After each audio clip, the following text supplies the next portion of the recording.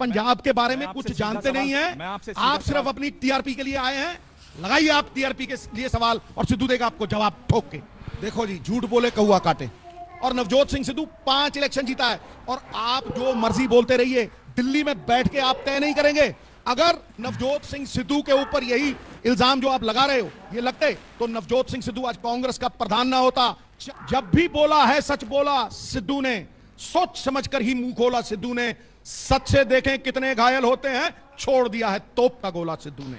सिद्धू जी, आप ये कहते हैं कि जो बेअदबी करे उसको खुले चौक पर फांसी देनी चाहिए, तो क्या आपने ये सोच समझ में कहा, जोश में कहा या ताली बजाने के लिए कह दिया? क्या आप जानते हैं कि ये जो कहते हैं इसका क्या मतलब है, इसका क्या असर होगा आपके समाज पर, आपके लोकतंत्र पर, दुनिया भर में?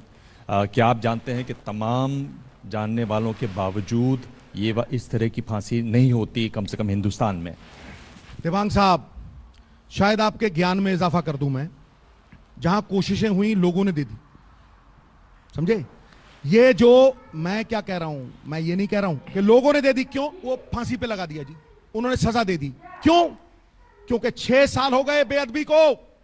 सुखबीर सिंह बादल ने और कैप्टन अमरिंदर सिंह ने बेअदबी का फैसला नहीं होने दिया। उन्होंने इतना एविडेंस वीक कर दिया, रल मिलके गुरु दी बेअदबी का सौदा करता है ना लोगों ने। इन लोगों ने गुरु के अंग पढ़वा दिए वोट्स की पोलराइजेशन करने के लिए। पूछो सरदार सुखबीर बादल से, पूछो कि जब स्वांग रचाया डेरा साध ने, स्वांग रचाया गुरु गोविंद सिंह पातशाह का, तो एफआईआर हुई। उस एफआईआर पे क्या हुआ? उसकी बाजू मरोड़ के 2009 में हरसिमरत के लिए वोट लिए गए। जब 2012 आई तो 2012 में चार्ज फ्रेम नहीं करने दिया। गवाह कहता मैं था, लेकिन वो चार्ज विड्रॉ कर लिया गया पुलिस को कह के। उसके बाद उसी आदमी को जिसको तनखैया करार किया हो और उसको जिसको यह कहा गया हो कि रोटी बेटी की सांझ नहीं होगी उसके साथ, उसको माफी दिलवाई गई। 100 करोड़ की डील हुई। फिर जो वाहे गुरु जप रहे सिख, उन पे सीधा बैठे उन पे गोली चलाई गई। आज तक वो बहबल कलां का जो इंसाफ है वो पंजाब के सीने में एक कांटे की तरह चुभ रहा है और उसके लिए लड़ा है सिद्धू साहब। इसलिए आप पंजाब के बारे में कुछ जानते नहीं हैं। आप सिर्फ अपनी टीआरपी के लिए आए हैं। लगाइए आप टीआरपी के लिए सवाल और सिद्धू देगा आपको जवाब ठोक के। मैं आपसे सीधा सवाल पूछ रहा हूं, टेढ़ा मत पूछिए। सवाल ये है और सीधा जवाब दीजिएगा। आप क्या कह रहे हैं कि लोग, भीड़ ने इस तरह से 2 लोगों को मार दिया, आप उसके समर्थन में खड़े हैं? आप उसको सही मानते हैं? उस पर आपकी क्या राय है?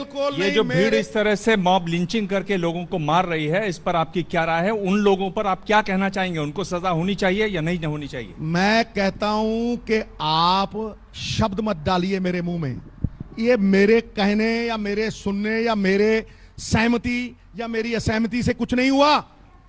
ये पंजाब के लोगों ने किया। आपने क्या कर लिया? पंजाब पंजाबियत में बंधा हुआ है।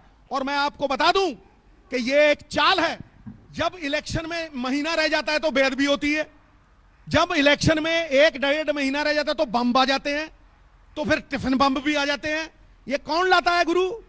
तो वो भी, वहां पे भी सच बोलता हूं और यहां पे भी सच बोलता हूं। जब भी बोला है सच बोला सिद्धू ने, सोच समझकर ही मुंह खोला सिद्धू ने। सच से देखें कितने घायल होते हैं, छोड़ दिया है तोप का गोला सिद्धू ने। जी, आप क्या कह रहे हैं कि आपकी सरकार रही, आप सरकार में मंत्री रहे और आप काम कुछ भी नहीं करवा पाए? वाह जी। दरअसल में सिद्धू जी, आप में और सनी देओल में एक तरीके से समानता है। आप बता सकते हैं क्या है? कि आप दोनों के खिलाफ पोस्टर छपे, गुमशुदा दी तलाश, और अभी से नहीं छपे, 2009 में छपे। आपको याद होगा जब आप सांसद थे। मेरे पास पूरी सूची है। आप अगस्त 13 में छपे, 19 जुलाई में छपे और इस साल भी छपे। इस साल इसलिए छपे कि जब एक्सीडेंट हुआ ट्रेन का, उसमें आपने कहा बेसहारा लोगों को मैं सहारा दूंगा, और आप गायब हो गए। एक बहुत प्रतिष्ठित एनजीओ ने आपके खिलाफ पोस्टर छापे। मैं आपसे ये कह रहा हूं कि आप वादे बड़े करते हैं, दावे बड़े करते हैं, तालियां लगातार ठुकवाते हैं, पर जब काम करने का मौका आता है तो या तो आप बहाने बनाते हैं या गायब हो जाते हैं। कोविड हुआ, इंतजार करते लोग, आप कहीं नहीं दिखाई दिए, कॉन्स्टिट्यूएंसी आप पहुंचे ही नहीं। ये आपके खिलाफ शिकायत है, पोस्टर हैं, आप मिसिंग हैं, पार्ट टाइम पॉलिटिशियन हैं, ताली वाली बजवाते हैं, उससे आप इससे इस हद से आगे कहां निकलते हैं? मैं आपसे पूछ रहा हूं। देखो जी, झूठ बोले कौआ काटे।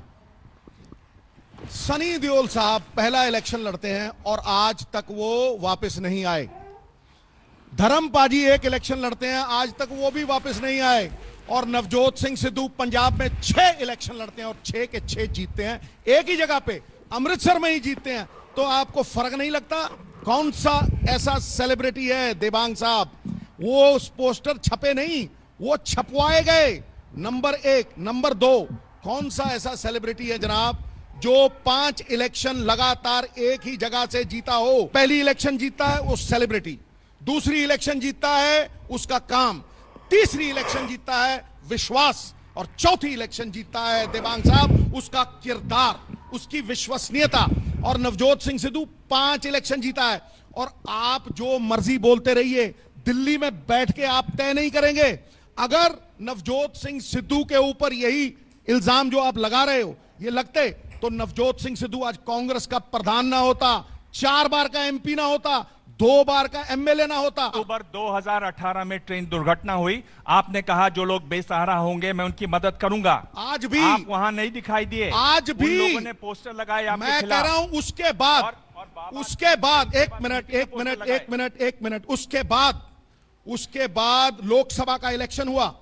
उस लोकसभा के इलेक्शन में नवजोत सिंह सिद्धू की कॉन्स्टिट्यूएंसी 18,000 से जीती। 18,000। सिद्धू साहब, आप पर आरोप यह भी लगता है कि आप पाकिस्तान की तरफदारी करते हैं। आप हमेशा बात करते हैं पाकिस्तान के साथ व्यापार बढ़ाने की, आप हमेशा बात करते हैं पाकिस्तान के साथ रिश्ते अच्छे करने की, और जब भी ये बात आप करते हैं तभी चाहे वो कैप्टन अमरिंदर सिंह थे पहले या फिर आपकी पार्टी के सांसद मनीष तिवारी हैं, वो सरहद पर बह रहे शूरवीरों के खून का हिसाब मांगने लगते हैं आपसे। तो कांग्रेस पाकिस्तान के मुद्दे पर इतनी बंटी और बिखरी हुई क्यों है? सीधी सी बात है कि जब कैप्टन साहब पाकिस्तान जाते थे, 8-8 दिन रह के आते थे और अपने मेहमान भी साथ में लाते थे, तो वो सुल्तान घोड़े पे आते थे। एक सुल्तान घोड़ा लाए थे, सुल्तान घोड़ा। उस घोड़े पे कोई चढ़ के भी आया था, मैं उसके बारे में नहीं बोलना चाहता। और जब बादल साहब पाकिस्तान जाते थे, 6-6 दिन रह के जाते थे, तो वहां से पेडू लेके आते थे। पेडू की लेके आते थी? पेडू को सारे याद है, पेडू लेके आते थी। और सिद्धू पाकिस्तान एक ही दिन गया गुरु, उसके बाद फिर बुलाया गया। सिद्धू गया तो 72 साल की अरदास कबूल हुई और करतारपुर का लांगा खुला। क्या फर्क नहीं दिखता साहब? क्या फर्क नहीं दिखता? ये फर्क है नवजोत सिंह सिद्धू में। और अगर सिद्धू ये कहता है कि 2 साल पहले व्यापार खुला था, तो उसका कारण है साहब, आपने अंबानियों और अडानियों को 20-20 लाख करोड़ रुपए के बैंक लुटा दिए। आपने उन्हें मैक्सिमम सपोर्ट प्राइस दे दी। आपने उनको ये एक ऐसी पॉलिसी दे दी कि अगर 5 साल में आप अपना कर्जा नहीं वापस कर सके, 25 इयर्स आप उस कर्जे को वापस करो। क्या किसान को आपने कुछ दिया? और अगर किसान को आप मिनिमम सपोर्ट प्राइस नहीं दे सके, तो मैं कहता हूं कि 34 देशों का व्यापार है हमारे पास, 34 देशों का व्यापार।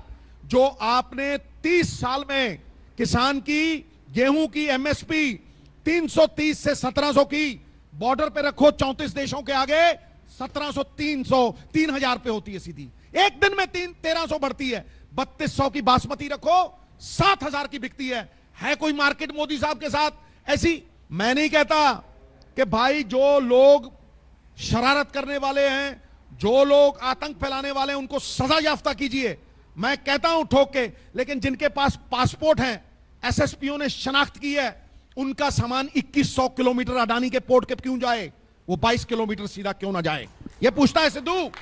और क्या गलत पूछता है भाई, क्या गलत पूछता है? सिद्धू साहब की बात इस पर एतराज है, आप इमरान खान को बड़ा भाई कहते हैं ना, उससे एतराज है विरोधियों को। सुनो महाराज, मैं तो ਤੁਹਾਨੂੰ ਵੀ ਵੱਡਾ ਭਾਜੀ कहना, ਭਾਵੇਂ ਤੁਸੀਂ यंग लगते हो, भाਵੇਂ तुम डाइट शायद बुरी, डाई भी और डाइट भी दोनों चीजें हैं आप में। देखो, तो मैं तो आपको भी पाजी कहता हूं। पंजाब हर बंदे को जफ्फी डालता है, बंदे को जफ्फी डालता है, हर बंदे को पाजी कहता है। किसको नहीं कहता भाई? मेरे तो डीएनए में है।